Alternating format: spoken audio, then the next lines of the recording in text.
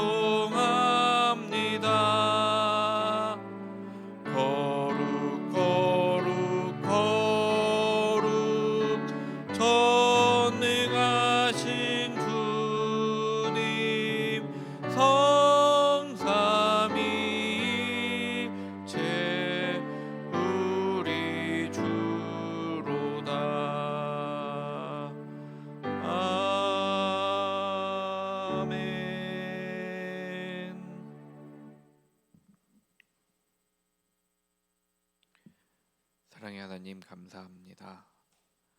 주님 앞에 모여 함께 예배하게 하시니 감사드립니다. 주님 이외에는 거룩하신 이가 없습니다. 우리가 그것을 기억하며 살게 하여 주시옵소서. 주님은 늘 오르시며 주님은 늘 완전하십니다. 주님, 우리의 찬양을 받아 주시옵소서. 거룩하신 주님의 길을 따르는 삶이 되게 하여 주시옵소서. 하나님께서 주신 은혜로 오늘 하루를 살아갑니다. 다른 것에 시선을 빼앗기지 아니하고 오직 빛 되신 주님을 바라보며 살아가게 하여 주시옵소서.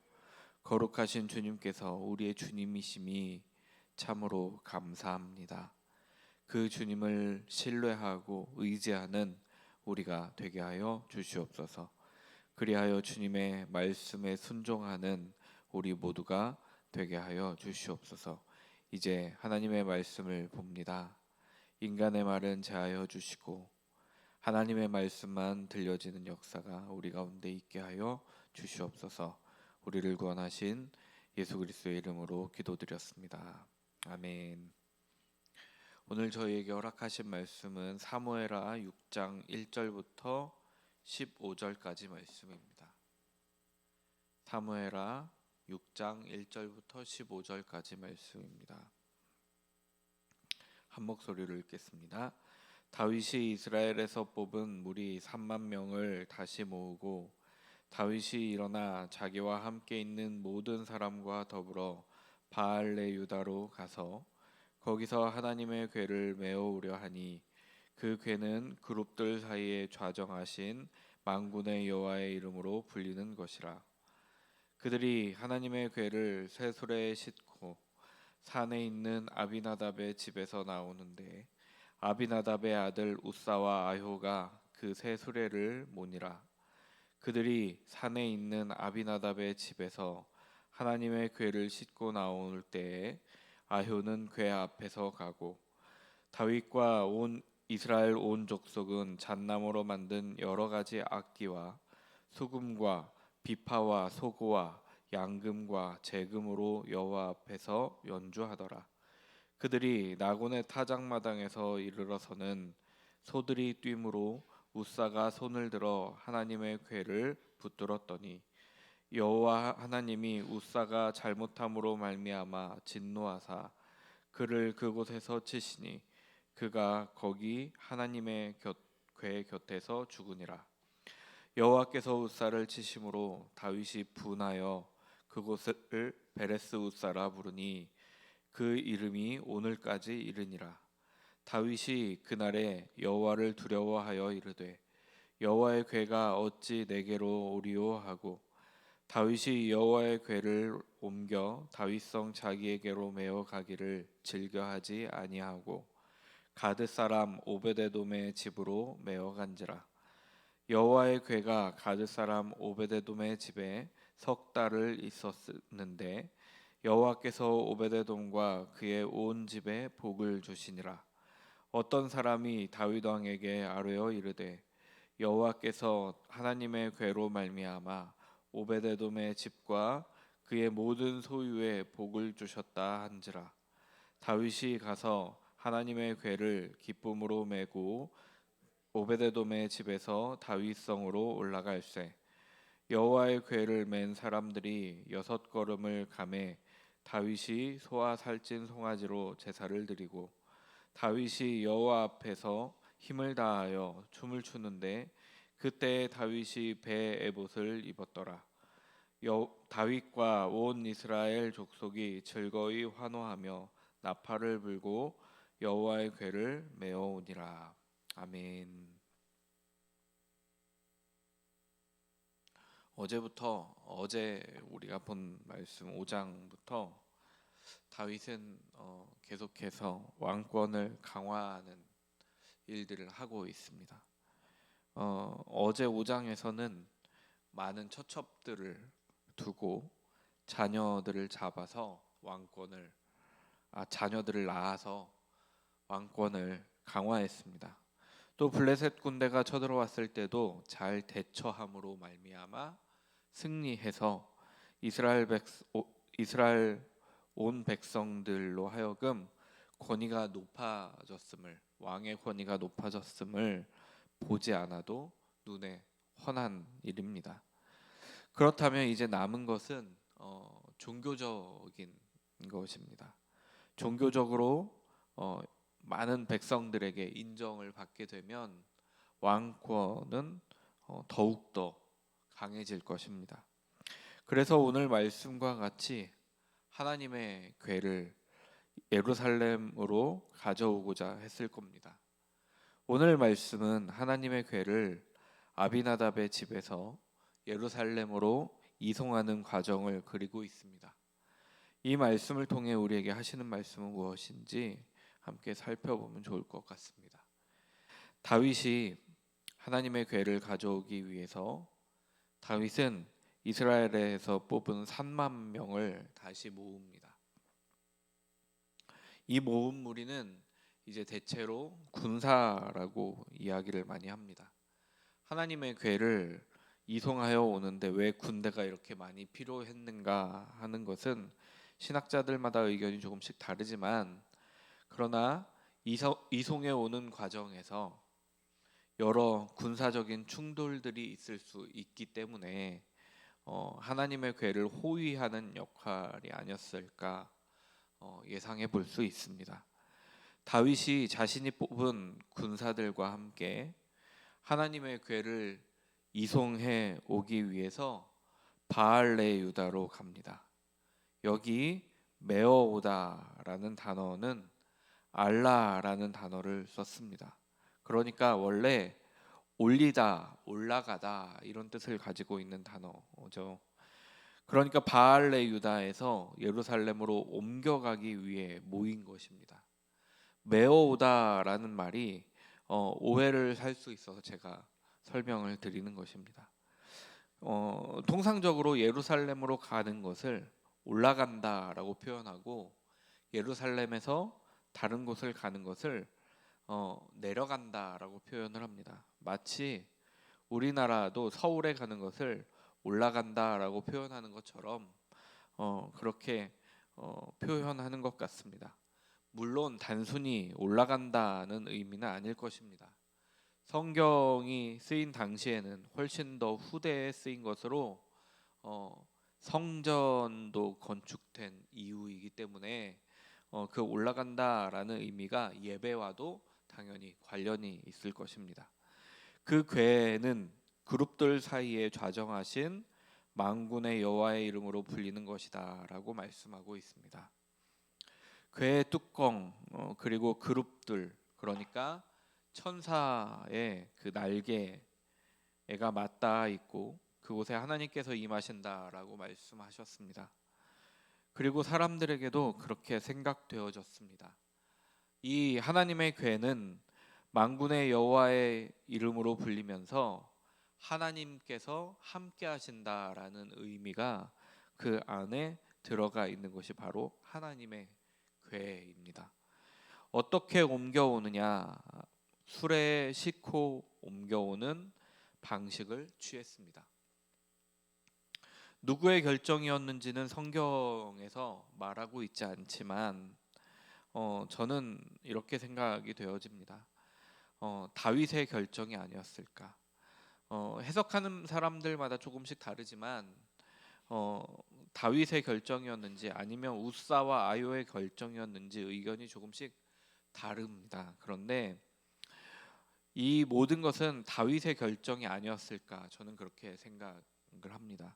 왜냐하면 이렇게 중요한 국가의 일, 또 종교적인 큰 일을 하는 데 있어서 하나님의 언약궤를 옮겨오는 중차대한 일을 우사와 아요가 결정할 수 있는 권한이 있었을까 하는 생각입니다.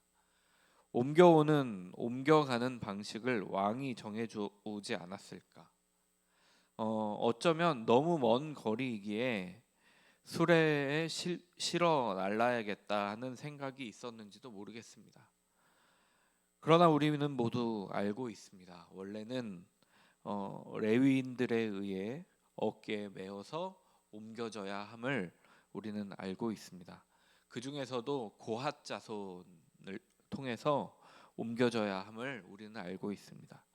어떤 생각에서든 또 누구로부터 이 수레를 옮기는 것이 결정되었든 하나님의 궤는 지금 새 수레에 실렸습니다.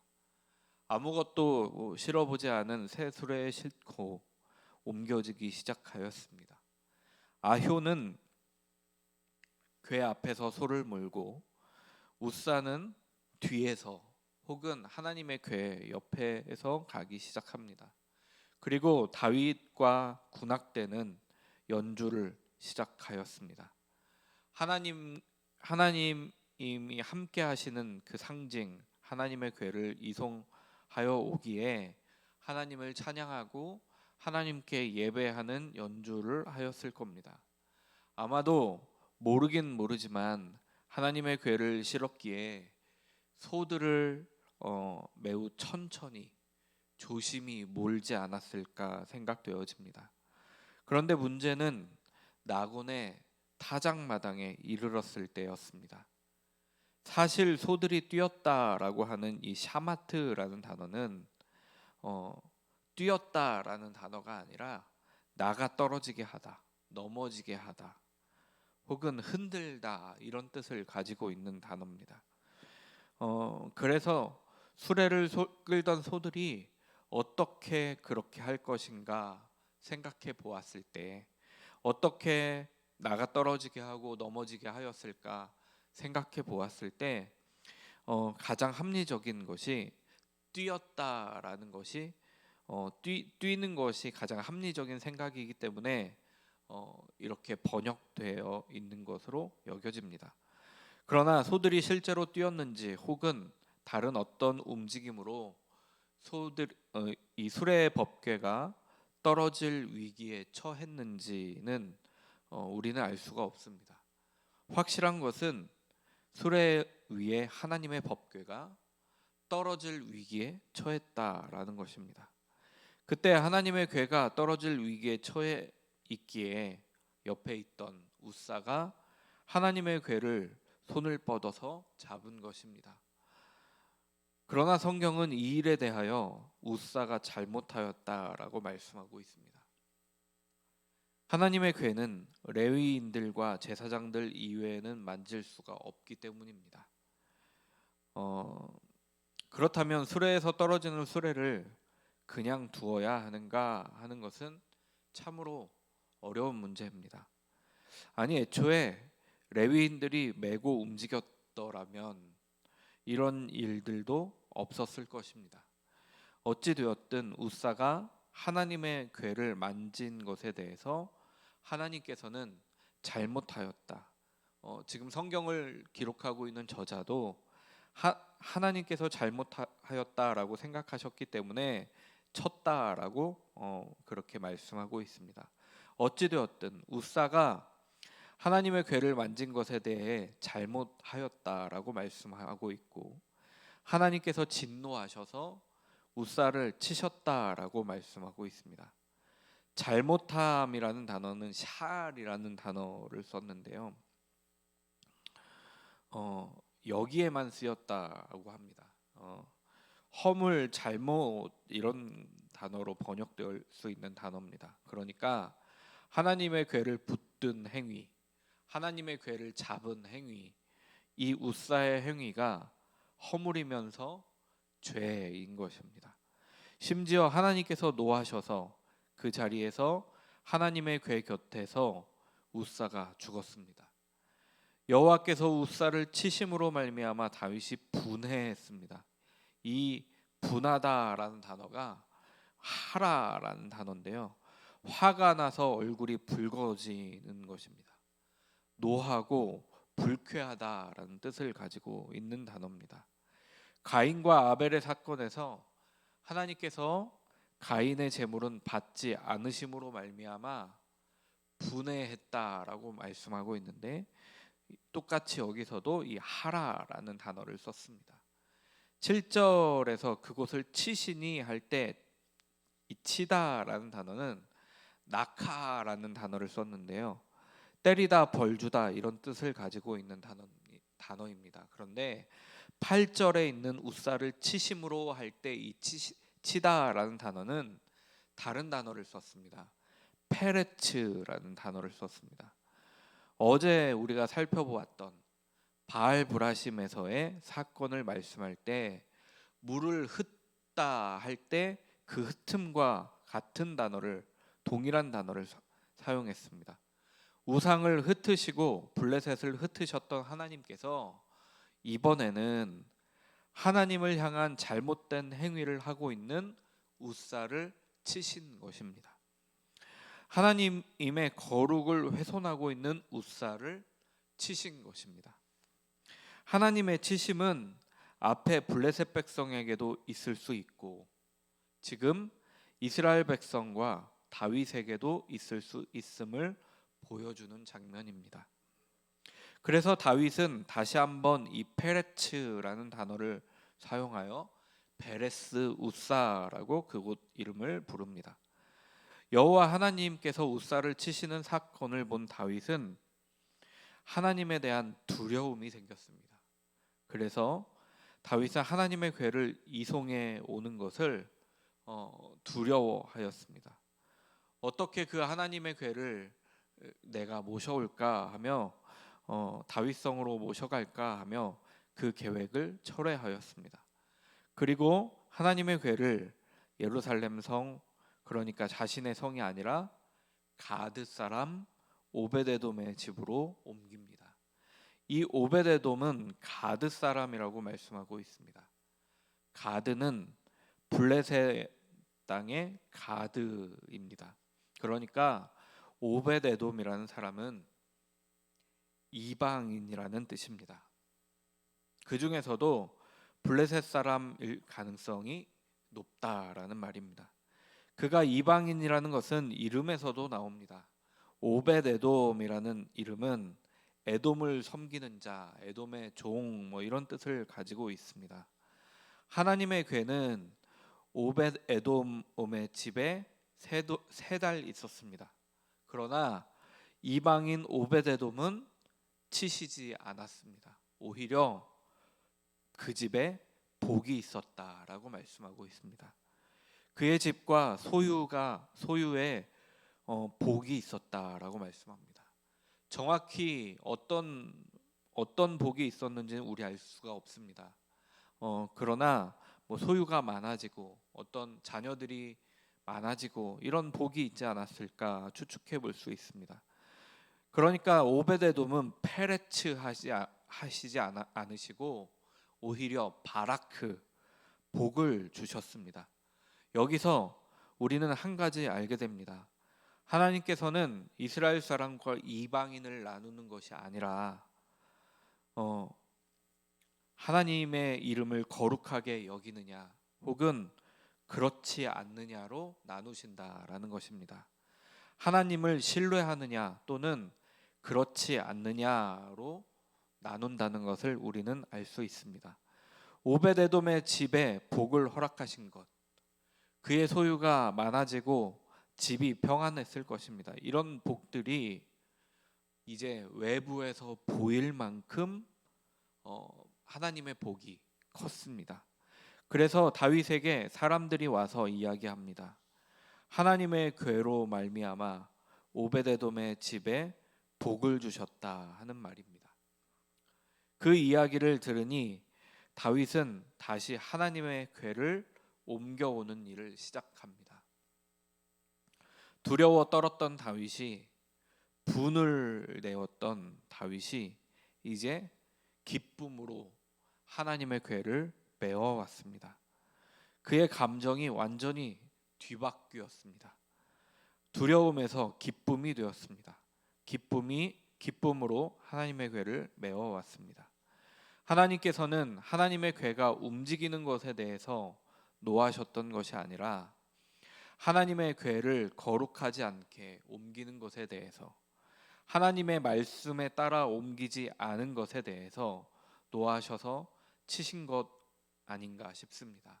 하나님의 말씀을 따르고 그 하나님을 온전히 순종하는 마음이 그 안에 있지 않았기 때문에 치신 것은 아닌가. 그것을 깨달은 다윗은 하나님의 궤를 메어서 올라갈 때 6걸음을 떼고 제사를 드렸습니다. 이것도 신학자들마다 의견이 조금씩 다른데요. 어떤 신학자는 6걸음을 걷고 제사를 드리고 갈 때까지 제사를 드리지 않았다라고 이야기하는 신학자도 있는 반면에, 또 어떤 신학자는 6걸음을 걷고 제사를 드리고 또 6걸음을 걷고 제사를 드리는 형식으로, 그러니까 6걸음마다 제사를 드렸다라는 신학자들도 있습니다. 처음 6걸음을 떼고 제사를 한 번 드린 것인지 혹은 6걸음마다 드린 것인지 확실하지 않습니다. 그러나 그것보다 중요한 것은 하나님의 궤를 대하는 태도가 바뀌었다라는 것입니다. 전에는 새 수레에 싣고 옮겼지만 이제는 메어서 옮겼습니다. 아마도 레위인들이 그 중에서도 고핫 자손들이 하나님의 궤를 메어서 옮겼을 것입니다. 이전에는 물건을 옮기는 것처럼 옮겼지만 지금은 정성을 다해 하나님의 거룩하심을 드러내며 옮겨왔습니다. 다윗은 또 에봇을 입고 춤을 추었습니다. 힘을 다해 춤을 추었다라고 말씀하고 있습니다. 하나님을 예배했다라는 말일 겁니다. 이 에봇이라는 옷은 통상적으로는 제사장들이 주로 입는 옷이었는데 예배 때도 입었을지 모르겠다라는 신학자들의 의견입니다.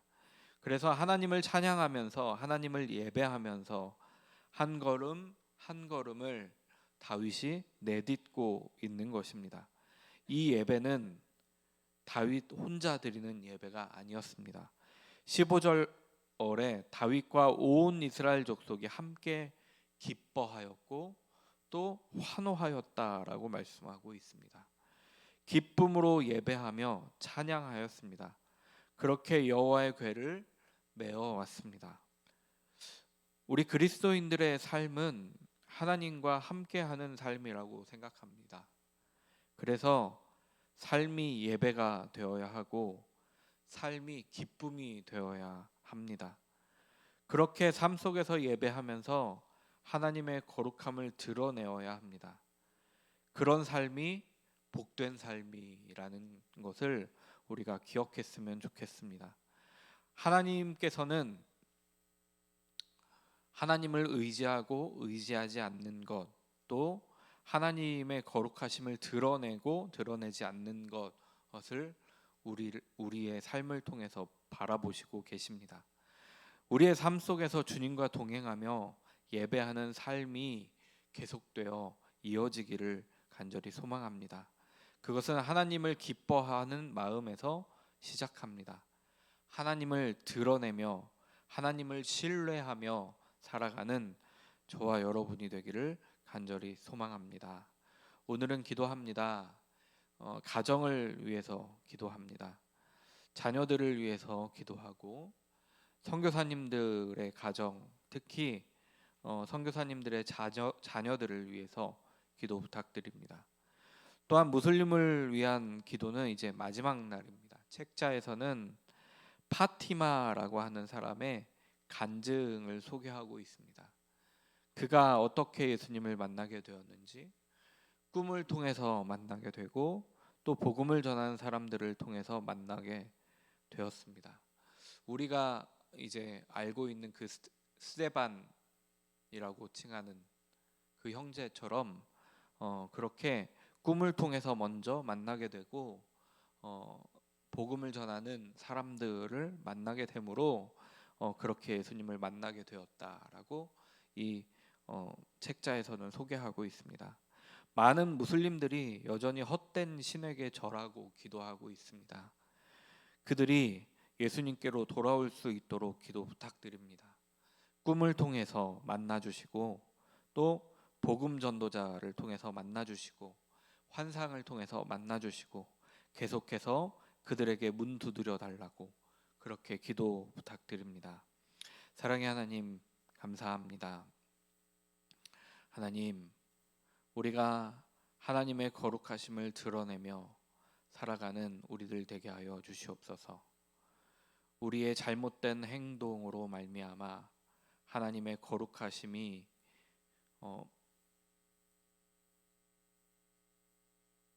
넘어질 때가 있습니다. 하나님, 그때마다 우리를 치시지 않음을 감사드립니다. 하나님, 그러나 우리의 삶을 통해 하나님의 거룩하심이 드러난다는 것은 분명한 사실입니다. 하나님, 우리의 삶을 통해 주님의 거룩하심이 드러나게 하시고 그래서 우리의 삶이 예배가 되는 삶, 하나님의 말씀을 행하는 삶, 하나님과 동행하는 삶이 될 수 있도록 주님 축복하여 주시옵소서. 아버지께서 함께하여 주셔서 오늘 하루도 그런 하루가 될 수 있도록 인도하여 주시고 앞으로의 날들도 주님을 찬양하는 예배의 삶이, 주님의 말씀을 행하는 예배의 삶이 우리 가운데 있게 하여 주시옵소서. 주님, 우리와 동행하실 줄로 믿으며 주님의 말씀에 귀 기울이며 살아가는 우리 되게 하여 주시옵소서. 예수 그리스도의 이름으로 간절히 기도드렸습니다. 아멘.